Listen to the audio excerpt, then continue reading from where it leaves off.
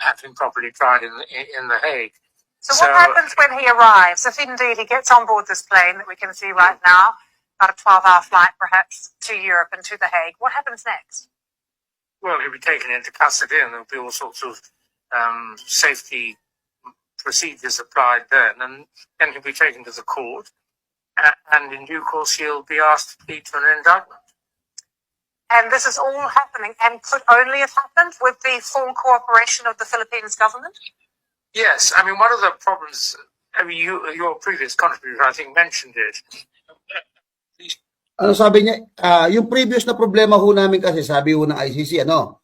Ang problema ng nakaraan, ito ho yung problema ng ICC. Pakinggan nyo mabuti. Two families being at war,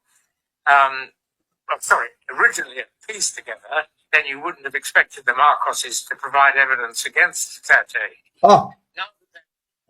Hindi namin ini-expect na magpo-provide ang Marcos administration ng mga ebidensya. Putik na yan. O. Ano pa ho?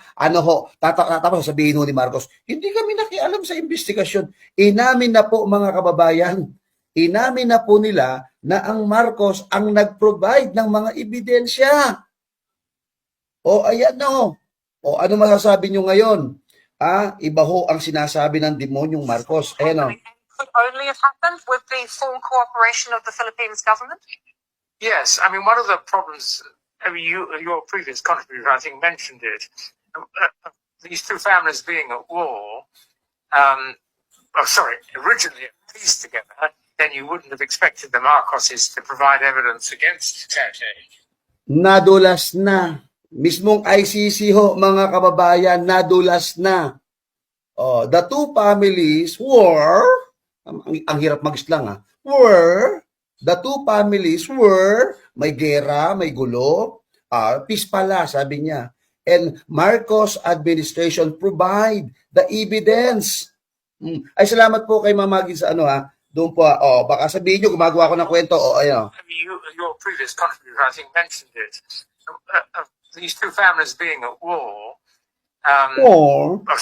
originally at peace together, then you wouldn't have expected the Marcoses to provide evidence against Duterte.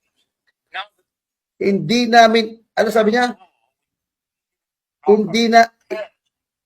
Hindi namin inaasahan na maghahanda ng ebidensya si Marcos. Tapos sabihin ni Marcos ngayon sa press conference niya, hindi kami nangialam. So ito, taga-ICC ho ito. Ang nagsasabi, ang sabi nila, ang nag-provide po ng ebidensya, ang Marcos.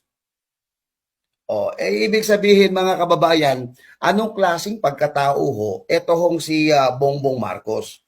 Dinidinay niya na hindi nakialam, pero ho ang ICC, nung in-interview mga kababayan, maliwanag sa sikat ng araw, na ang nag-provide ng ebidensya, ang Marcos administration. Ituloy pa natin. Previous contributor, I think, mentioned it. These two families being at war,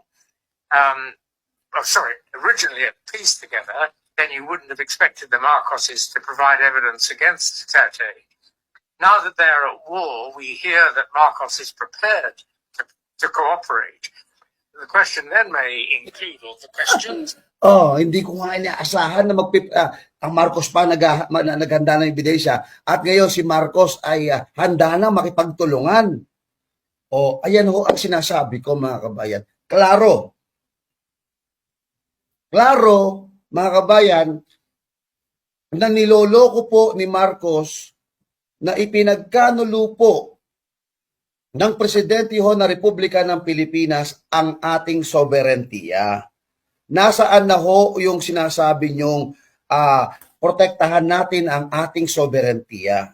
Hindi ho ba nung nakaraan ang tatapang po ninyo at sinasabi ninyo na ang kailangan maprotektahan ng ating soberentiya, ang West Philippine Sea, atin ito, yung South China Sea, atin yan.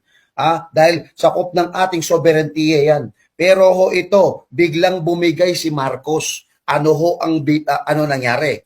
Napakasimple lang ho. Sila na ho umamin, hindi na ho tayo kinakailangan. Sila ho ang umamin diyan po, sa ICC, yung mga taga-ICC, na si ang Marcos ang naghanda ng mga ebidensya para ho, hindi nga namin i-expect, sabi nga, di ba, we are not expecting that Marcos handa na siyang magbigay sila na prepare ng ebidensya at handa na makipagtulungan. So, sinungaling ho ba si Bongbong Marcos?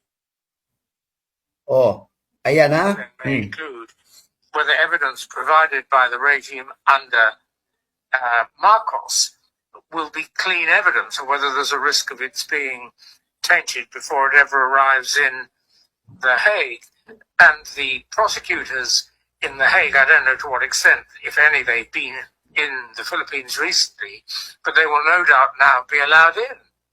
And if they go in, will they be able to find evidence that they're satisfied is free of any taint because of any enthusiasm by Marcos to deepen the rift between the two families?